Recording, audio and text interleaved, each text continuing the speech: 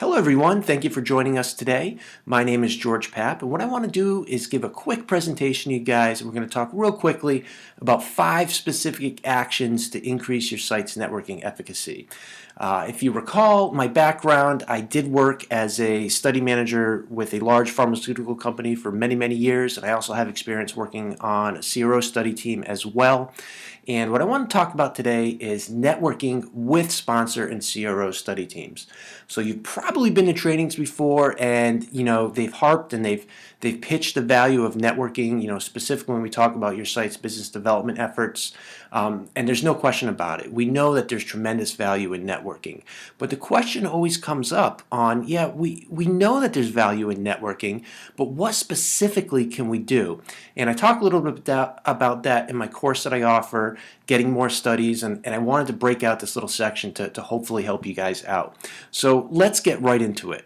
So the first thing we're going to talk about is introducing yourself at meetings, all right? It sounds incredibly obvious and simple, and well, it is, but I can't emphasize enough the value of this. And what I'm talking about here is actually saying hello to the study team members. They're all going to be there. Now, I realize that face-to-face investigator meetings, a lot of times companies and different projects are utilizing, a web-based platform, but there are still face-to-face meetings out there. And, what I want to say to you is that it's just so incredibly valuable that, during a breakout session, during the dinner or the lunch that they have built into the program, or even after the presentations, go up and do a good old-fashioned hello. And one specific thing that you can do to really help you guys out in gaining the trust of the study team and building up a personal relationship with them, which I'm telling you is going to be super valuable in the future, is use the opportunity to ask the study team members what specific things that your site can do to help ensure the success of the study. All right, so think about that and put yourself in the shoes of the study team member.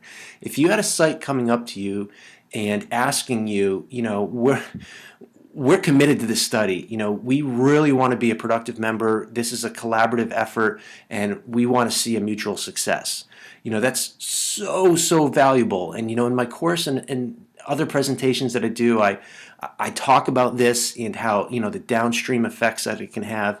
Think about when you're going to do a budget negotiation, or you have a request for the study team. If the study team members that are making those decisions have an idea and a personal relationship built up with you, chances are, and I hate to say it, but they're going to treat you differently than if you were just a random site that just happened to send the request. So again, super valuable in face-to-face meetings. Go up, introduce, have a chat, talk to the study team members. Secondly, offer to present during site calls. So I'm sure you guys have been to some site calls. These are typically, you're conducting a protocol, and a study team, may schedule weekly, monthly, quarterly calls with study sites. Typically they try to do them in regional formats. And understand that these site calls can be rough for study teams. I always tell people that we know, and when we organize these calls, we want them to be relevant. We want to have a positive experience with the site, but sometimes just due to everyone's busy schedules and workload, the agenda topics may just fall to canned, generic, boring topics, right? And you guys can probably have all been on site calls where you've probably been doing other work during them because they weren't very engaging.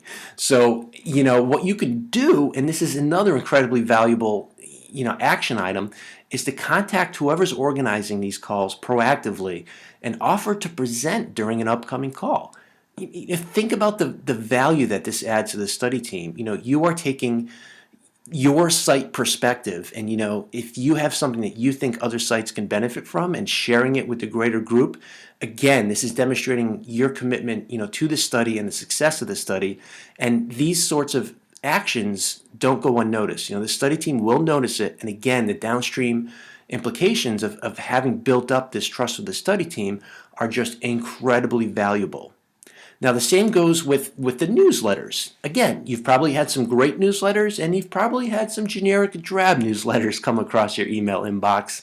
And, the study teams want to create good content in these newsletters. It is a bit of a checkbox exercise, but we also have reasons for communicating a lot of information.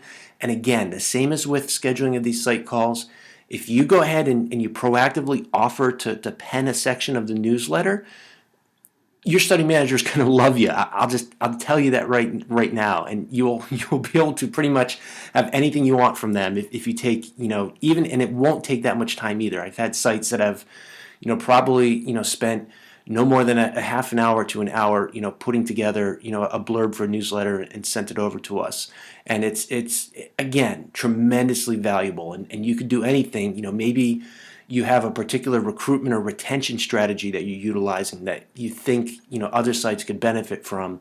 Any strategies that you're working with on the study. Maybe there's a difficult exclusion or inclusion criteria that that you've seen in newsletters past that have come out and said this is a barrier to enrollment.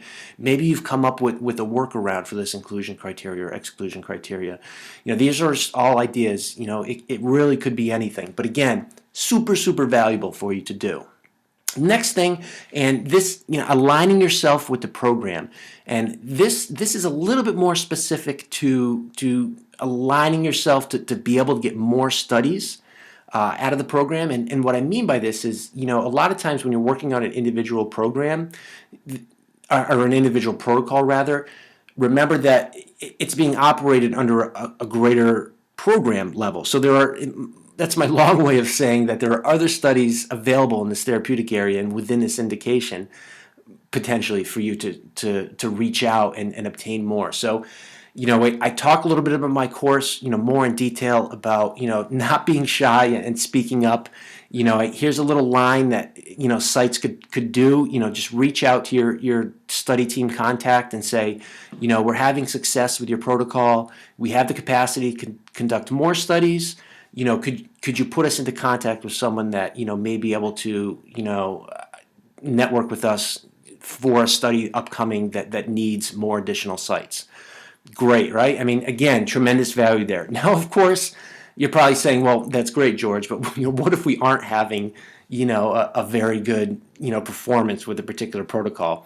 And of course, if you're not doing very well, you're struggling for whatever reason, and there are legitimate reasons to struggle, you may not want to, pursue this networking action that I'm going over right now. However, if you are having good experiences, it adds tremendous value for your site. And lastly, deliver on performance, right? Everything, if we throw all these actions out there, I'm not a big fan of dog and pony shows. I don't think anyone is. So really, it's time, that you have to set obtainable goals and you have to deliver them. Now, that's the obvious point, but what I also want to point out is, it isn't always about networking that benefits you from, praising the positives. Like I said in the previous bullet point, things happen, and sometimes really good sites struggle with protocols, and it's of no fault of their own. Now, when that happens, remember I call this negative networking, right? So what you want to do is you want to proactively reach out to the study team, after you've identified. Well, of course, you want to early identify the issues you have, and then proactively reach out to the study team. And remember this. If the study team is contacting you first, all of your efforts are going to be in jeopardy, right? Because by the time the study team, reaches out to a site, it means that they've been identified as a poorly performing site. It could be compliance issues. It could be, more often than not, enrollment. But remember that, your name is showing up on a bad list somewhere. I'll be honest and blunt about it, and that's not a good place to be if you're trying to drive your business development. You're trying to get more studies. You don't want to be in that list. So if you recognize that things aren't going so well, reach out to the study team, have a discussion with them. Say, hey, we want to succeed in this protocol, but we're having trouble with this exclusion criteria. What are your guys' thoughts on this? What can we do? Again, I had sites that do that for me, and I love those sites. And I think any study manager or study team member would. So with that said, I said I'd keep it quick, so I hope this was very helpful for you. Certainly, if you have any questions, don't hesitate to contact me. It's George Papp and admin@clinshare.org. And also a little plug here at the end of this. I do have a really cool course for you guys about getting new studies. It's available on clinshare.org. I'll put the link to that down in the bottom of the video. What it's all about is, I take my experiences from the study manager perspective and the sponsor and CRO side and kind of give you all the inside information about how sites are selected for studies. And it's all encompassing. I go over a whole bunch of topics. It's about 2 hours long. So if you think you'd be interested in it, feel free to follow the link. Thank you again, and I hope everyone is well.